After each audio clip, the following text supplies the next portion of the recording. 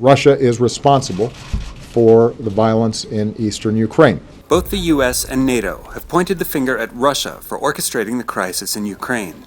For his part, Russian President Vladimir Putin has been using a variety of rhetorical flourishes to either avoid accusations made against his government or to justify his country's actions.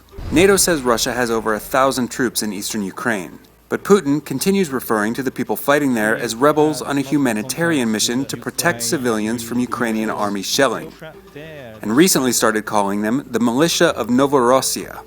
Novorossiya is an 18th century term for the Russian-speaking region of southeast Ukraine and means literally New Russia. Russian troops and equipment have illegally crossed the border into eastern and southeastern Ukraine.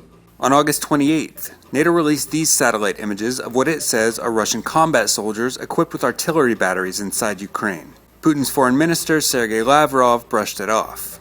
Сообщение о том, что вот есть снимки из космоса, которые показывают движение российских войск, оказалось, что это были компьютерные игры, изображения взяты оттуда. On August 26th, Ukraine's army released video of Russian soldiers who had been captured in Ukrainian territory after removing their insignia and vehicle identification plates.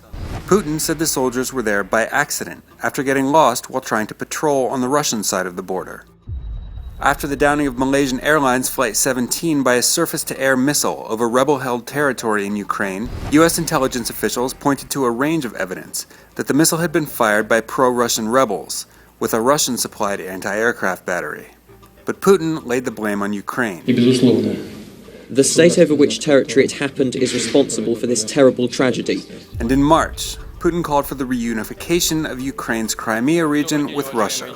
One of his justifications was that the protest movement that ousted pro-Russian President Viktor Yanukovych was a neo-Nazi coup that threatened Russian speakers in Crimea. And of course, we couldn't leave Crimeans in the lurch. Otherwise, we would be considered as traitors.